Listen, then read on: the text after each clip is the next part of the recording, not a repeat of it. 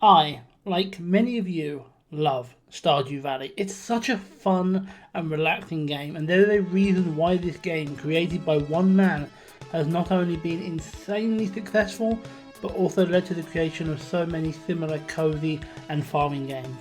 However, Stardew was not the first and was in fact heavily inspired by the Story of Seasons franchise, which started with one game, Harvest Moon. So that's what we're diving into today. The game that can be credited for inspiring, well, by now, so many games, Harvest Moon. And let's get straight into it.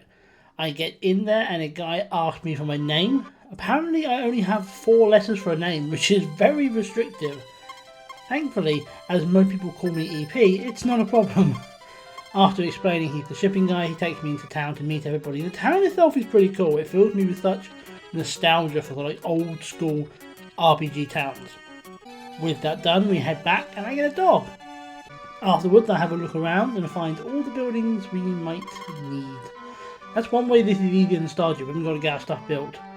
After I do some clearing up, I head into town, buy some seeds. It'll take some time for them to grow, so I go exploring the world. I also realise that night is eternal and you never collapse, so I take the opportunity to collect fruit. It turns out depositing them after 4 PM doesn't count, but I didn't know that then. God, I wasted so much time doing that. The good news is I get my first harvest, and these I do actually do at the right time. I take that money, I get some potato seeds which are more profitable and plant those. I also plant more things because that's logical. Harvest day is profitable, but of course, me not knowing the rules of the produce box continues well into the night. Don't tell me how much money I lost there, I don't want to know. So, I wanted to upgrade my house, but it turns out I need a lot more wood.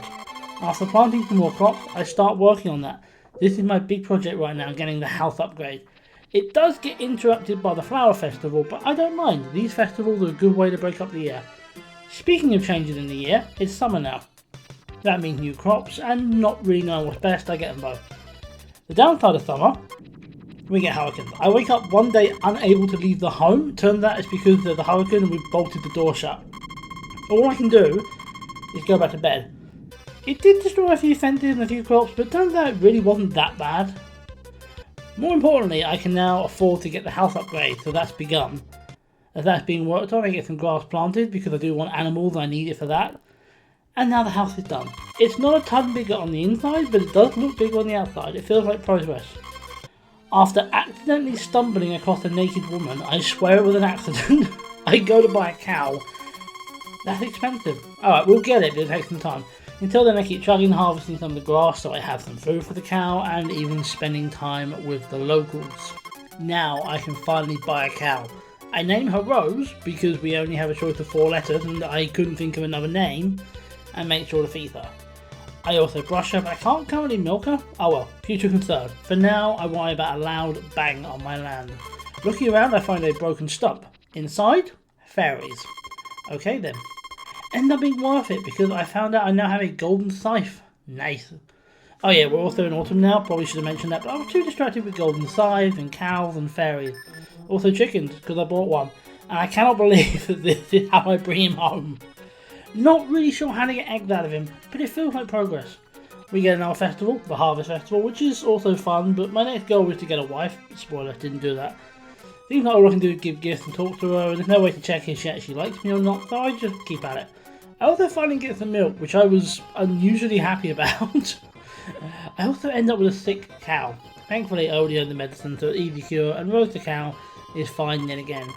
Winter has now arrived, which is beautiful to look at, and we gain access to a new area with some kind of a spring. It's interesting.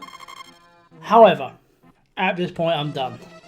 Not as in I've finished the game, but rather I've decided that is enough Harvest Moon for me. I did have some fun with this, and I can definitely see the Stardew was heavily inspired by this. But this is a little too bare bones for me, and it's a little too much repetition. The game is a good one, especially for its time. But it hadn't aged exceptionally well, and I got to a point I found I was having to make myself play the game, and while I was doing it I was bored. And if you're not enjoying a game, what's the point in playing it? It's a game after all. So that's me done with Harvest Moon. But even with the criticism I just made, I would still recommend it. If you're a massive farming game fan, you'll get a kick out of it. And even if you're just a more casual Stardew player like I am, I check it out, it's fun. So that has been Harvest Moon, and I will hopefully see you soon with some more mega builds. But until then, thank you for watching. Do all the normal liking and subscribing and all that stuff, and I will hopefully see you very soon.